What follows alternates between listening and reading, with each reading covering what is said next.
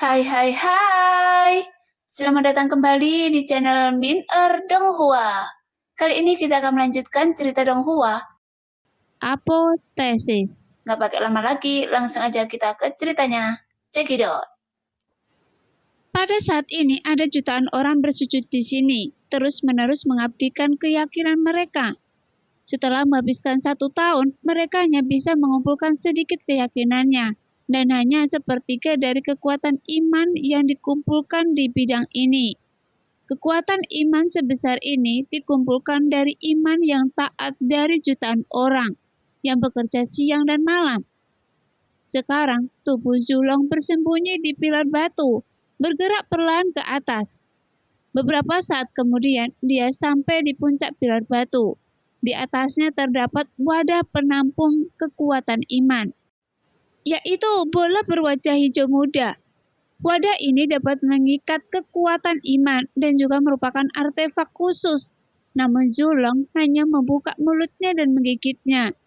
Tiba-tiba suara klik terdengar dari tengah alun-alun, karena wadah itu langsung digigit berkeping-keping oleh naga leluhur dari bawah, dan kekuatan iman hijau dituangkan langsung ke dalam mulutnya.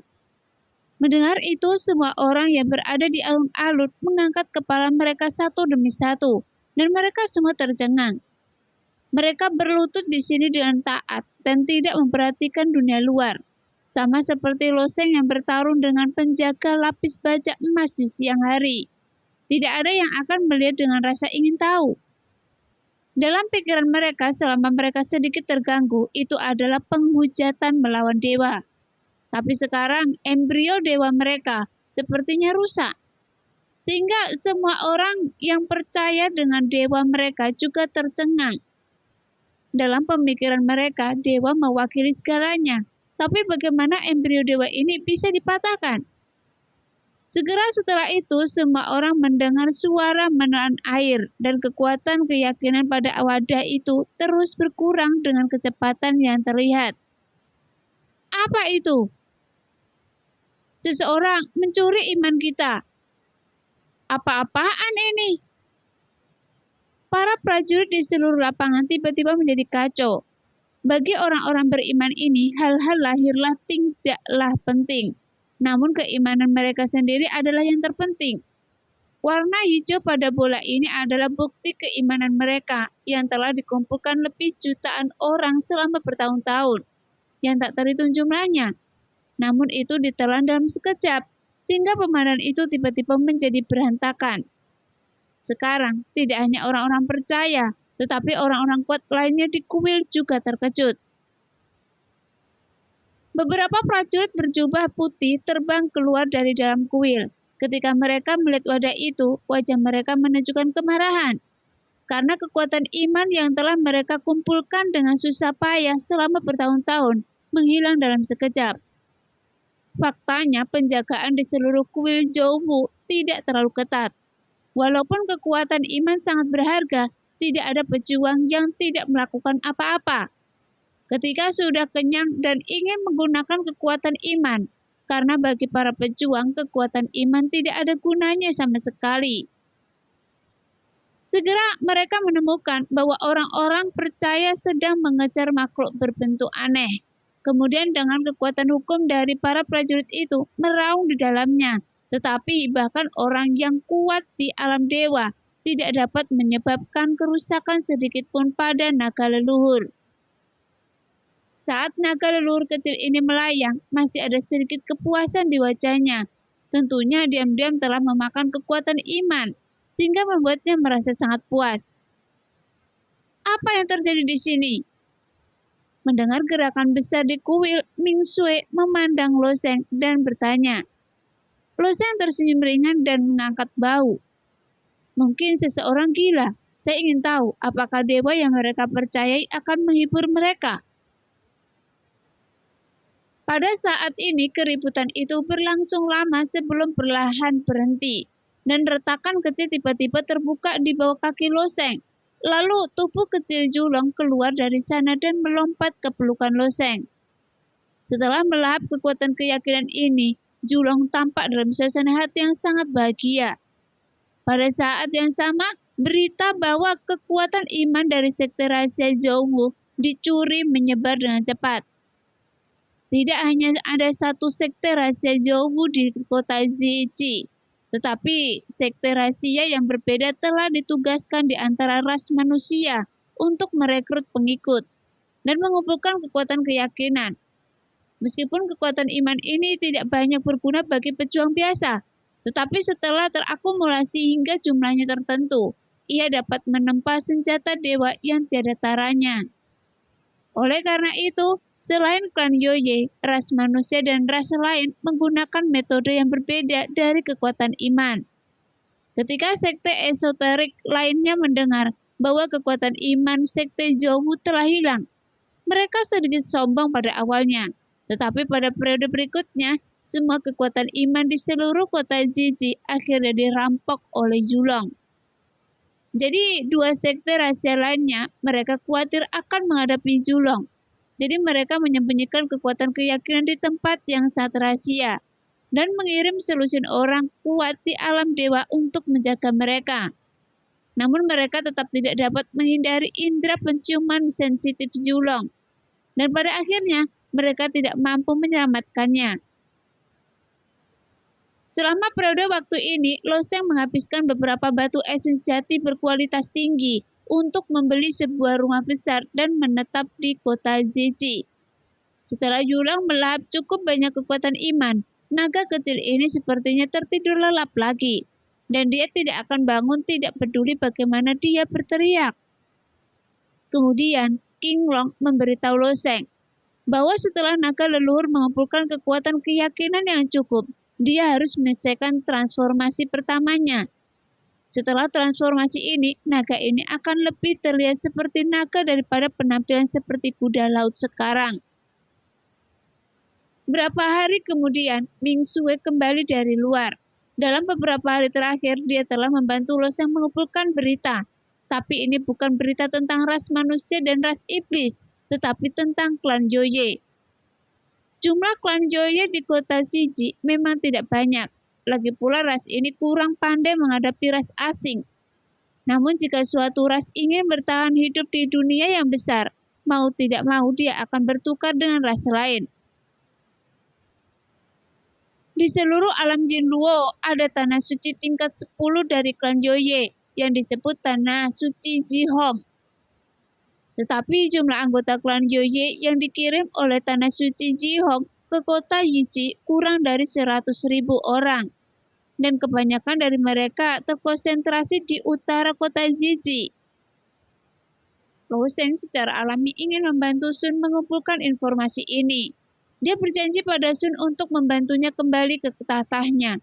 Dalam rencana Sun, di satu sisi, dia mengumpulkan sejumlah besar sumber daya untuk kultivasi Lo Sheng. Dan di sisi lain, dia memanggil pasukan lamanya. Meskipun Lo Sheng memiliki token mengaum di tangannya, dan jika itu di masa lalu, selama Sun menggunakan perintah mengaum, pejuang klan Yoye di seluruh dunia mungkin akan merespon untuk mengikuti Sun.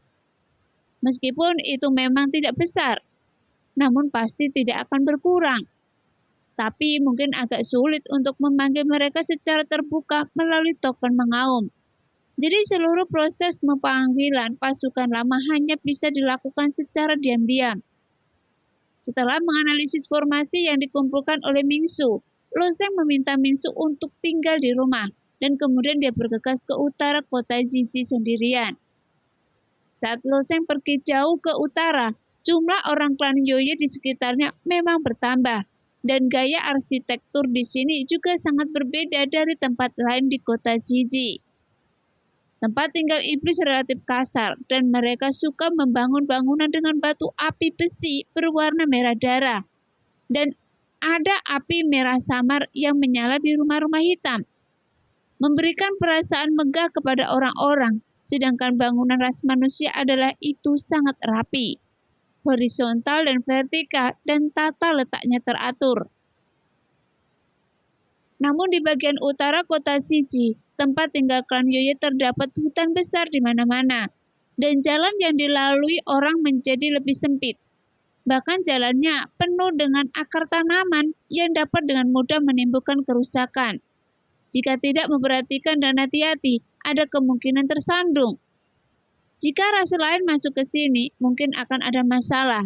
Tapi bagi suku Yoye yang sudah tinggal di pohon suci sejak lahir, hal itu tidak menjadi masalah. Namun ras lain tidak akan terburu-buru memasuki pemukiman klan Yoye. Jadi kedatangan Loseng menarik banyak pandangan terkejut dari klan Iblis Malam. Untungnya Loseng memiliki Sun sebagai pemandu, dan dia mengikuti instruksi Sun dan dengan cepat menemukan pusat pemukiman, yaitu pohon besar setinggi ratusan kaki. Hanya saja ini bukan tanah suci klan Yoye, jadi secara alami tidak mungkin pohon suci yang besar tumbuh. Namun kemunculan pohon sebesar itu di kota Jiji membuat orang merasa sangat terkejut. Tepat ketika Loseng mendekat, dua anggota klan Yoye berhenti di depan Loseng. Salah satu wanita klan Yoye memegang tombak dan menempelkannya ke dada Loseng. "Manusia, berhenti! Siapa yang Anda cari?" tanya wanita klan Yoye lainnya. Jelas sangat sedikit manusia yang mau pergi ke pemukiman klan Yoye. Bahkan jika mereka pergi, mereka mungkin datang untuk membicarakan bisnis dengan klan asing. Namun klan Yoye juga memiliki sekelompok orang tertentu yang bertanggung jawab atas hal-hal ini, dan itu di tempat ini untuk berkunjung. Meskipun tombak di depan Loseng memancarkan cahaya dingin yang tajam, tapi wajahnya penuh dengan ketidakpedulian. Bahkan dalam menghadapi pertanyaan dari wanita klan Yoye, dia mengulurkan jarinya dan dengan lembut dan mencubit ujung tombaknya. Kemudian Loseng tersenyum tipis dan berkata, "Saya tidak mencari siapapun." Biasanya prajurit klan Yoye tidak mengambil tindakan dan mereka hanya mengusir orang asing yang masuk ke tempat ini secara tidak sengaja. Lagi pula mereka dikirim ke sini oleh tanah suci untuk berdagang dengan ras lain dan tanah suci mereka. Jika Anda tidak mencari siapapun, pergilah dari sini. Prajurit klan Yoye itu memperingatkan. Dia memandang Loseng, tapi itu membuatnya merasa sedikit aneh. Mereka awalnya berpikir bahwa setelah menerima peringatan, pria itu akan pergi dengan jujur. Tetapi yang tidak pernah mereka duga adalah, setelah Loseng menggerakkan ujung tombaknya agak jauh dengan jari-jarinya, dia terus tersenyum. "Meskipun saya tidak mencari siapapun, tapi saya juga tidak harus pergi, kan? Itu mendekati kematian," teriak prajurit itu. Bagaimanapun ini adalah inti dari pemukiman klan Yoye, dan dia adalah penjaga di sini.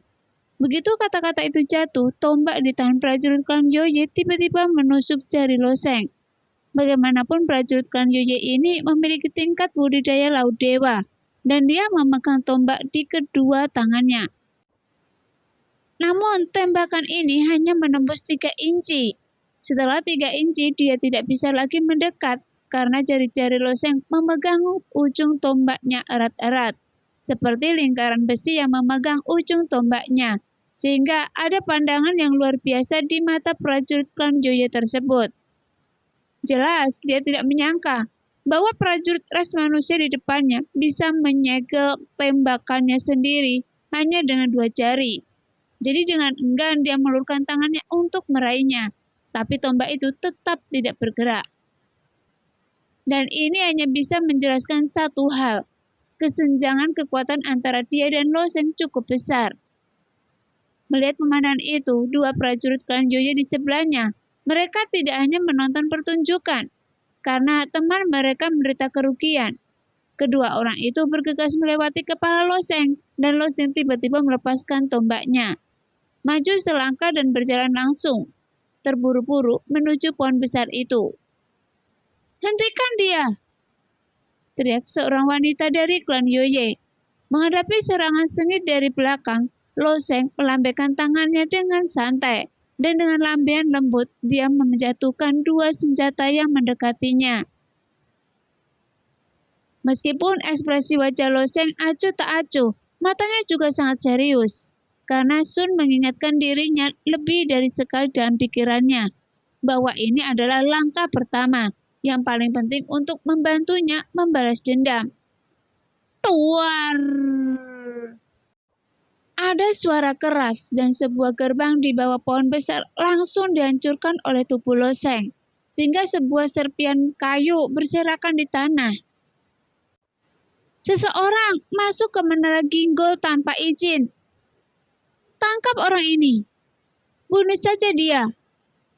Pohon besar ini disebut Menara Gingo di kalangan klan Yoye dan merupakan cabang dari tanah suci bambu ungu di kota Seji. Dan ketergesaan Loseng saat ini sama saja dengan menyodok sarang lebah. Namun banyak juga anggota klan Yoye yang bertanya-tanya, apa sebenarnya yang ingin dilakukan anak manusia ini ketika dia menerobos Menara Gingo setelah dia tidak melakukan apa-apa. Sekarang, apakah itu para pejuang alam laut dewa atau alam dewa? Mereka semua datang untuk membunuh Loseng, dan 3 panah terbang tanaman merambat kuno berwarna hijau zamrud ditembakkan ke arah Loseng. Namun Loseng mengambil langkah di ruang angkasa dan memutar antara bagian belakang ke depan ruang, sehingga dia dengan mudah menghindar ketiga anak panah ini. Tepat setelah meninggalkan bagian belakang ruangan, pisau besar setinggi seseorang menebas ke arah Loseng lagi. Hanya saja Loseng secara alami tahu bahwa begitu dia berkelahi, bahkan jika ada 10 dirinya sendiri, dia tidak bisa bergegas. Jadi sosoknya berbalik dan menghindari pisau besar di depannya. Kemudian hampir dalam sekejap mata, dia melompat ke lantai 2. Meskipun hampir semua prajurit klan Yoye pandai dalam kecepatan dan tubuh mereka sangat lincah, tapi sekarang dibandingkan dengan Loseng, mereka tidak ada artinya. Dia harus bergerak ke kiri dan ke kanan, berguling ke atas dan ke bawah, dan benar-benar menghindari pengepungan 6 atau 7 prajurit klan Yoye di alam dewa. Kemudian Loseng memasuki lantai 3 hingga lantai 4, hampir dalam satu tarikan nafas, dan Loseng bergegas langsung ke puncak pavilion Gingo. Namun pada saat ini, desahan lembut terdengar. Hentikan! Dan di belakang Loseng, sesosok merah muda pucat tiba-tiba muncul, dengan kaki terangkat dan matanya dipenuhi ketidakpedulian. Jelas, kekuatan wanita ini jauh lebih unggul daripada para pejuang alam dewa. Saat merasakan tekanan samar yang dilepaskan oleh wanita itu, Loseng tidak berhenti, tetapi terus berlari ke depan di mana 3 patung raja didirikan. Melihat Loseng tidak mendengarkan kata-katanya, wanita itu mencibir, menyatukan kedua jarinya menunjuk dengan ringan ke arah Loseng. Kemudian, sebuah pisau terbang di sepanjang pergelangan tangannya yang diikat dengan rantai hitam dan biru, langsung melesat dalam jarak kurang dari 1 kaki dan langsung menghilang di atas kaki Loseng. Ketika Loseng ditahan, dia tiba-tiba merasakan kekuatan tak kasat mata yang menyikatnya dengan kuat di tempatnya. Meski begitu, pedang Dewa Angin Guntur di tangan Loseng tiba-tiba tertusuk, dan 6 atau 7 bayangan dewa hantu melesat darinya dan langsung menuju patung raja. Mencari kematian! Jejak kemarahan tiba-tiba muncul di wajah wanita berbaju merah muda itu. Dia tidak berniat mengambil nyawa Loseng, tapi dia pasti akan dihukum karena membobol pavilion Gingo. Tapi ada juga sedikit keraguan di hatinya. Apa tujuan Loseng bergegas ke pavilion Gingo? Pavilion Gingo ini hanyalah inti dari pemukiman klan Yoye, karena tidak ada harta karun penting. Jadi manusia ini tidak akan masuk karena dia gila. Tapi sekarang dia akhirnya mengerti jika anak manusia ini sebenarnya ingin menghancurkan patung raja mereka. Karena dimanapun ada klan Yoye, di situ pasti ada patung raja mereka. Bahkan jika klan Yoye tidak berada di tingkat tanah suci, mereka akan membangun patung rajanya sendiri. Karena klan Yoye ditempatkan di kota Shiji sebagai tanah suci tingkat 10. Mereka juga setara dengan kekuatan sekte tingkat 6. Sejak hari pertama mereka masuk ke kota Shiji, mereka membangun 3 patung raja ini. Bagaimanapun itu adalah totem keyakinan mereka. Meski itu bukan barang berharga, bagaimanapun mereka bisa membiarkan anak manusia menghancurkannya. Segera, wanita berbaju merah muda mengangkat pergelangan tangannya sedikit, dan pisau terbang lainnya tiba-tiba melintasi ruang, dan kemudian bergegas menuju bayangan hantu itu terlebih dahulu. Duar! Satu demi satu, bayangan dewa hantu Loseng dengan mudah dihancurkan oleh pisau terbang. Tetapi gerakan Loseng barusan terlalu cepat dan dia melepaskan 7 bayangan dewa hantu secara bersamaan. Saat pisau terbang itu terus melewatinya dan Loseng masih melepaskan 2 bayangan dewa hantu. Duar! Di bawah suara teredam, kedua patung raja itu langsung hancur berkeping-keping. Dan patung yang hancur adalah patung raja yang bertanggung jawab atas kehidupan dan patung raja yang bertanggung jawab atas hukuman. Melihat pemandangan itu, wajah wanita berbaju merah muda itu sangat suram. Dan niat membunuh keluar dari matanya, yang awalnya acuh tak acuh.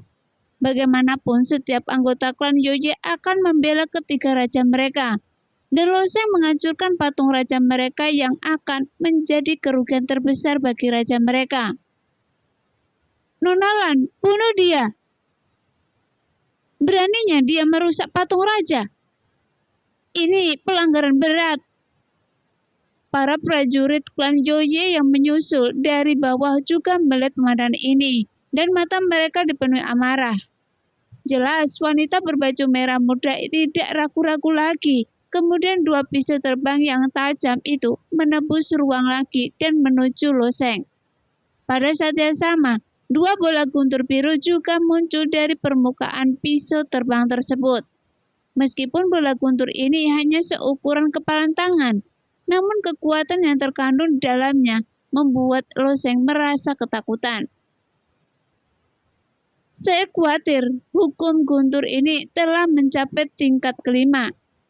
Sun, jika Anda tidak keluar saya akan mendapat masalah. Loseng masih berkata dengan tenang. Begitu kata-katanya jatuh, bayangan merah darah keluar dari tubuh Loseng. Setelah sosok itu mengembun, tombak darah kuno Hanmei di cincin Sumeru Loseng ditembakkan secara bersamaan dan ditangkap oleh sosok Sun dengan cepat. Mengikuti 2 suara yang tajam, 2 pisau terbang dengan bola guntur yang menakutkan dengan mudah disingkirkan oleh Sun, sehingga ekspresi wanita klan Yoye yang mengenakan pakaian berwarna merah muda dan dikenal sebagai Nona Lan tiba-tiba menjadi sedikit gelap ketika dia melihat kekuatan senjata Sun. Namun, setiap anggota klan Yoye sangat familiar dengan penampilan dan aura Sun sampai batas tertentu, bahkan lebih familiar dibandingkan orang tuanya sendiri. Bagaimanapun, sejak mereka lahir, mereka harus dibaptis di depan patung raja, karena raja kehidupan dapat membuat vitalitas mereka lebih kuat. Raja hukuman dapat membuat mereka mematuhi hukum klan Yoye, dan raja pembantaian dapat melipat gandakan keberanian mereka dan memahami arti cara membunuh. Meskipun Sun hanyalah roh pedang saat ini, tapi kekuatan jiwanya telah pulih hingga 60%. Dan dia memegang tombak darah kuno Hanmei dan memancarkan keagungan tertinggi. Setelah melihat Sun, hati banyak prajurit klan Yoye di pavilion Gingo tiba-tiba bergetar. Alam Yin Luo hanyalah antarmuka jarak jauh tempat banyak ras berkumpul. Seluruh dunia juga merupakan antarmuka yang terutama berfokus pada perdagangan. Meskipun ras manusia, klan Yoye dan klan iblis semuanya memiliki tanah suci tingkat 10 di sini. Tetapi untuk semua ras besar, mereka semua termasuk dalam kekuatan yang relatif di pinggiran. Jadi ketika anggota klan Yoye ini melihat raja mereka tiba-tiba muncul, mereka semua tercengang. Bagaimanapun kehadiran raja manapun secara langsung merupakan suatu kehormatan tertinggi bagi mereka. Di hati suku Yaye, raja lebih penting bagi mereka daripada Tiansun. Dengan suara benda tumpul jatuh, semua anggota klan berlutut dalam sekejap, dan mereka merangkak di depan Sun.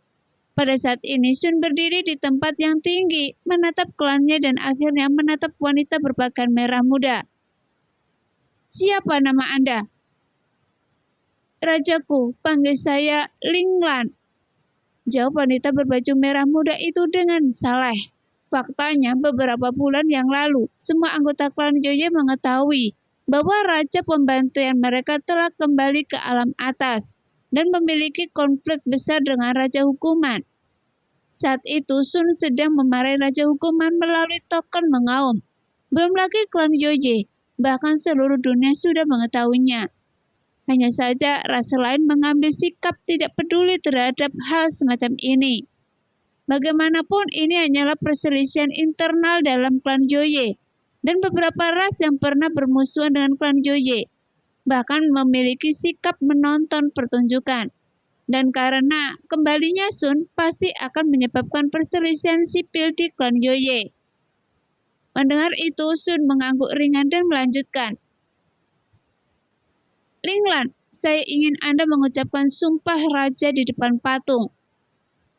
Mendengar perkataan Sun, Linglan dan sekelompok bawahannya mengangkat kepala dengan wajah panik, seolah ini adalah masalah yang sangat sulit.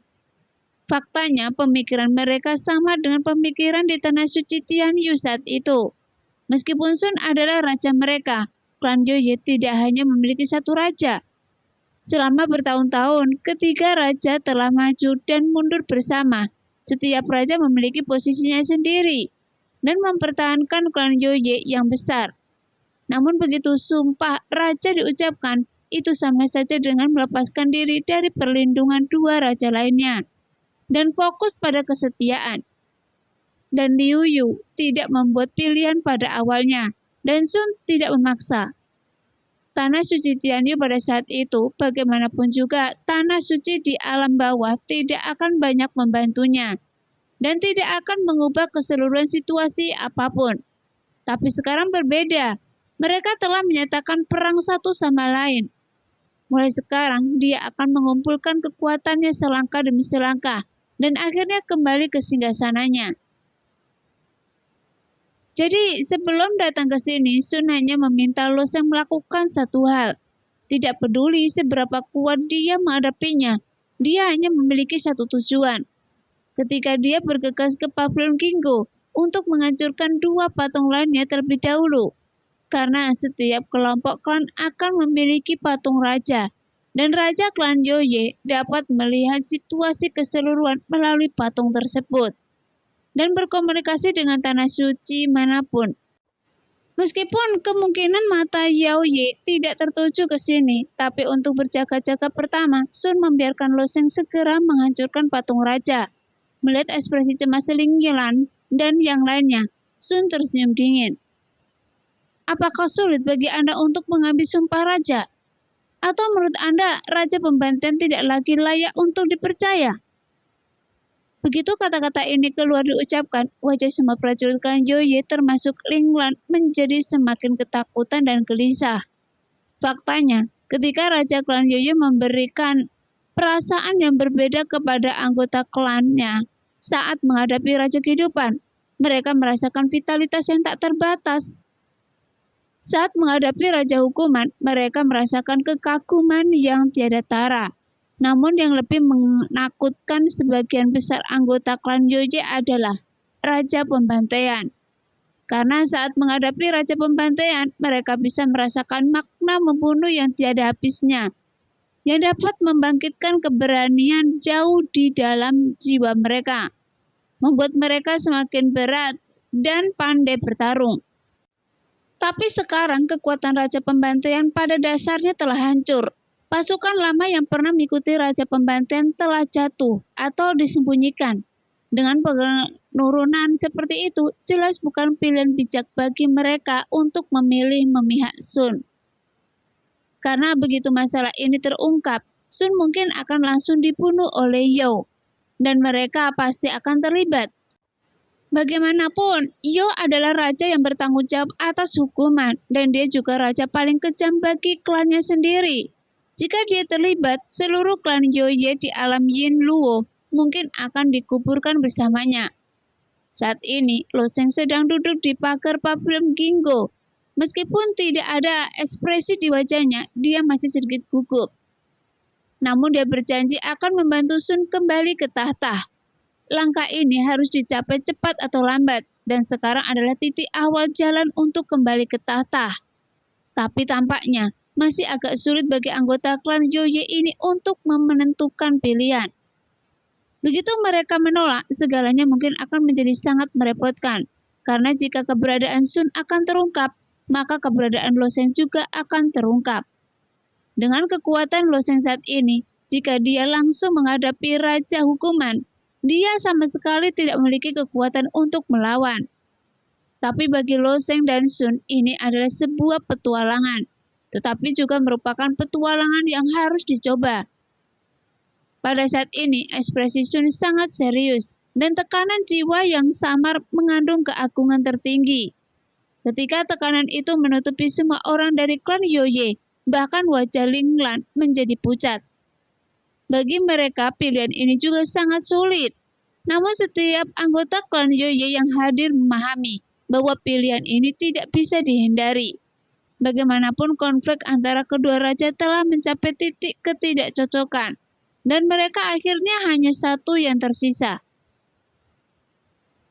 Namun Sun tidak berbicara lagi. Jika dia tidak bisa mendapatkan dukungan dari anggota klannya, meskipun dia ada di sini secara langsung, maka kembalinya dia ke tahta hanyalah angan-angan. Segera waktu berlalu sedikit demi sedikit, dan setelah sebatang dupa, ada ekspresi tekad di mata Ling Lan, dan dia mengangkat kepalanya dan bersumpah. Rajaku adalah kemuliaan, dan kemuliaan adalah hidup saya. Jadi jagalah wilayah kita dengan pembunuhan abadi. Setelah Ling Lan memimpin pengembalian sumpah, prajurit klan Yoye lainnya di bawah juga mengikuti Ling Lan dan mulai mengucapkan sumpah satu persatu. Saat mereka bersumpah, satu-satunya patung raja pembantaian yang tersisa di antara 3 patung raja bersinar dengan cahaya merah redup. Dan mata Sun menyala saat dia mendengarkan sumpah raja. Bagaimanapun sumpah pavilion Gingo ini adalah titik awal kembalinya Sun. Setelah semua orang bersumpah, Sun berkata dengan tenang, "Anda bisa bangun." Ling Lan mengangguk dan memimpin banyak wanita dari klan Yoye untuk berdiri. Karena dia telah bersumpah pada raja, dia hanya akan setia kepada Sun di masa depan. Tapi bagi mereka, ini telah merupakan kehormatan tertinggi. Mereka memuja patung raja setiap hari, tapi kebanyakan dari mereka tidak akan pernah bisa melihat rajanya seumur hidup. Jadi tidak ada alasan untuk menolak. Meskipun meninggalkan 2 raja lainnya untuk sementara adalah keputusan yang menyakitkan, ini juga merupakan peluang besar. Begitu mereka membantu Sun kembali, mereka pasti akan digunakan kembali. "Rajaku, apa perintah Anda?" Setelah Ling Lan berdiri, dia bertanya dengan serius. Sejak Sun muncul di sini, pasti ada sesuatu yang sangat penting yang harus dia lakukan. Jika tidak, dia tidak akan mengambil inisiatif untuk masuki pavilion Gingo. Dan Sun hanya memerintahkan. "Saya ingin Anda pergi ke alam malam abadi, mencari seseorang dan menyerahkan slip Gyo ini padanya." Sambil berbicara tentang ini, Loseng di samping mengeluarkan slip giok hijau. Itu adalah slip giok yang dibuat sebelumnya, yang mencatat beberapa informasi yang sangat penting. "Alam malam abadi?" Ekspresi Ling Lan sedikit memadat. Dia juga tahu bahwa itu dulunya adalah alam eksklusif Raja Pembantaian. Tapi sejak menghilangnya Raja Pembantaian, seluruh alam malam abadi telah dibersihkan oleh Raja Hukuman. Namun karena dia telah memilih untuk mengambil sumpah raja, perintah Sun tidak dapat diubah. Dia tidak punya alasan untuk menolak jika dia diminta pergi ke Gunung Pedang dan Lautan Api.